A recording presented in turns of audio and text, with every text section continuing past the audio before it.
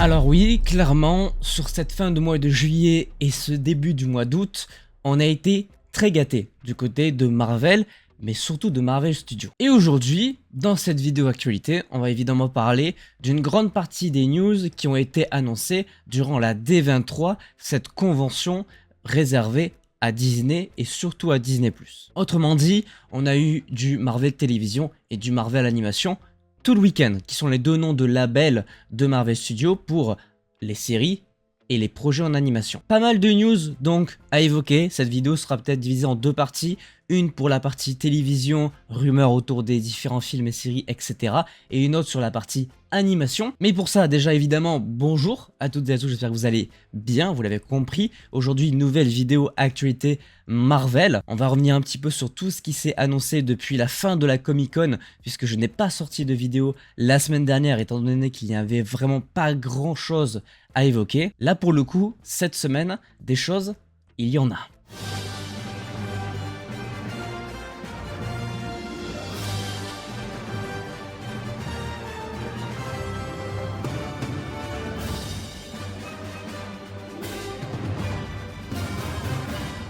Allez, je vous propose de commencer justement avec une news qui concerne la Comic-Con. On avait évoqué le projet Avengers Doomsday qui remplace Avengers The Kang Dynasty. Bien écoutez, de manière officielle, le tournage de ce film-là va commencer à Londres pendant le troisième trimestre de l'année 2025. On rappelle que le film est censé sortir en France le 29 avril 2026. Et je pense que c'est inutile de vous rappeler aussi que Robert Downey Jr. est de retour en tant que maintenant Doctor Doom dans ce film Avengers Doomsday. Rumeur autour de deux films, The Marvels et Deadpool et Wolverine. Il semblerait, d'après les dernières rumeurs, que la Terre 10005, qui est la Terre de Deadpool, serait la scène qu'on voit dans la scène post-générique de The Marvels. Vous savez, c'est la scène où on voit Photon qui arrive dans un nouvel univers avec la Bête et surtout le personnage de Binary. Pour l'instant, on est au stade de rumeur, mais évidemment, il y a forcément cette théorie qui allait être évoquée à un moment donné ou à un autre. Est-ce que ça sera vraiment le cas ou est-ce que c'est un univers complètement différent?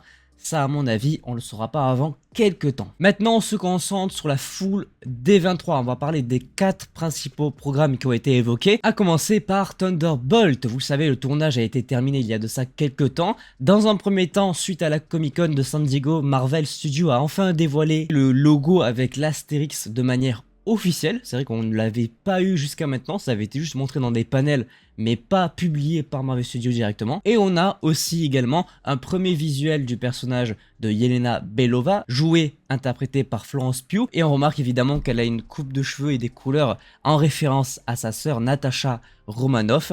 Elle est blonde, c'est stylé, j'attends impatiemment ce film et surtout le duo Captain America 4 et Thunderbolt. On n'a pas eu plus de choses que ça à se mettre sous la dent concernant ce programme, mais en même temps on en a eu pendant la Comic Con. Le projet est en cours de post-production, ça sortira en temps et en heure. Je viens de l'évoquer, parlons un petit peu de Captain America Brave New World. On a eu officiellement un premier visuel qui a été montré sur l'apparence de Red Hulk, joué et interprété par Harrison Ford, je tiens à le rappeler. Et franchement, je vous mets le visuel, je trouve que ça pète. Pour le coup, je suis plutôt serein sur la qualité visuelle de ce que va être le Red Hulk. Et autre information officielle, c'est Laura Karpman qui s'est notamment occupée de What If saison 1 et de The Marvels. Ça sera la compositrice du film Captain America Brave New World, toujours prévu pour sortir en début d'année prochaine durant le mois de février. Ça ne bouge pas. En début d'année dernière, on s'inquiétait un petit peu de toute la post-production qui était en cours sur le film avec les différents reshoots, etc. Honnêtement, aujourd'hui, vu ce qu'on nous a montré à travers les bandes annonces et les visuels pendant les conventions, je pense qu'on va être sur un bon petit banger. Ça, c'était évidemment les films. Maintenant, parlons des séries, qui sont quand même les projets qui vont sortir sur Disney+, donc qui ont un rapport avec la convention de la D23. Et là, pour le coup, on a été gâtés. Alors, plutôt les gens sur place, puisque nous, public, spectateurs, on n'était pas censé voir ce genre de choses. J'avoue que j'ai pas trop regardé, mais forcément il faut parler de la bande-annonce de Daredevil Born Again. Elle a été diffusée aux gens qui étaient sur place, elle a été leak sur internet.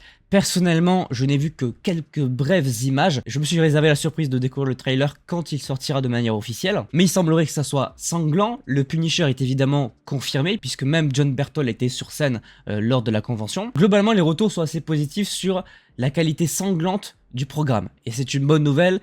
étant donné le personnage. Souvenez-vous, il y a quelques temps, on évoquait que les frères Newton étaient potentiellement impliqués dans le programme. Ils l'ont confirmé eux-mêmes lors de la convention, et ils révèlent que le thème original de la série Netflix de Daredevil sera présent dans celle-ci d'une manière ou d'une autre. On rappelle que le personnage est canon depuis la série Netflix, il semblerait logique qu'on y voit quelques petites références. La saison 1 sortira officiellement en mars 2025, Kevin Feige l'a confirmé une nouvelle fois, et il annonce aussi par la même occasion que la production de la saison 2, de la deuxième partie, elle devrait commencer d'ici peu de temps. Pas de date officielle, mais en tout cas ça ne saurait tarder. Et enfin, deux dernières informations sur Daredevil Born Again, la présence du tigre blanc, version masculine, sûrement pour ensuite basculer sur la version féminine. Et on a l'acteur Mohan Kapoor, qui joue le personnage du père de Miss Marvel dans The Marvel et la série Miss Marvel, qui est présent dans la série Daredevil Born Again, aperçu dans ce petit trailer qui a été diffusé. Alors qu'est-ce qu'il fout là? Ça c'est une excellente question, je pense pas qu'on aura du Miss Marvel, mais écoutez, ce sont les news. Et enfin, deux derniers programmes qui ont été évoqués du côté des séries et des films.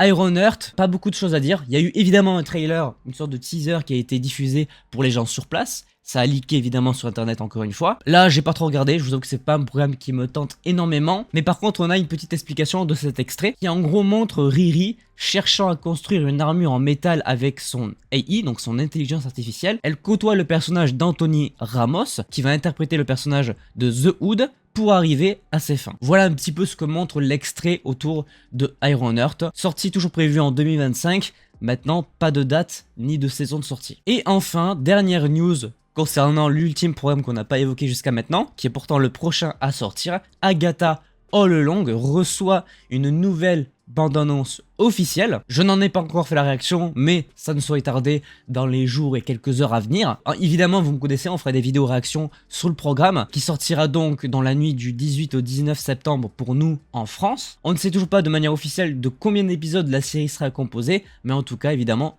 vous pouvez compter sur moi pour la couvrir en temps et en heure. Voilà toutes les news qui ont été évoquées durant la D23 et qui sont sorties durant ces 2 dernières semaines. Je vous réserve la partie animation de la D23 pour dimanche prochain. Ça veut dire qu'on arrive donc à la fin de cette vidéo actualité Marvel. Comme d'habitude, j'espère qu'elle vous a plu. N'hésitez pas à laisser un petit pouce bleu si c'est le cas, à vous abonner, activer la cloche pour ne pas manquer les prochaines vidéos. Et sur ce, évidemment, portez-vous bien.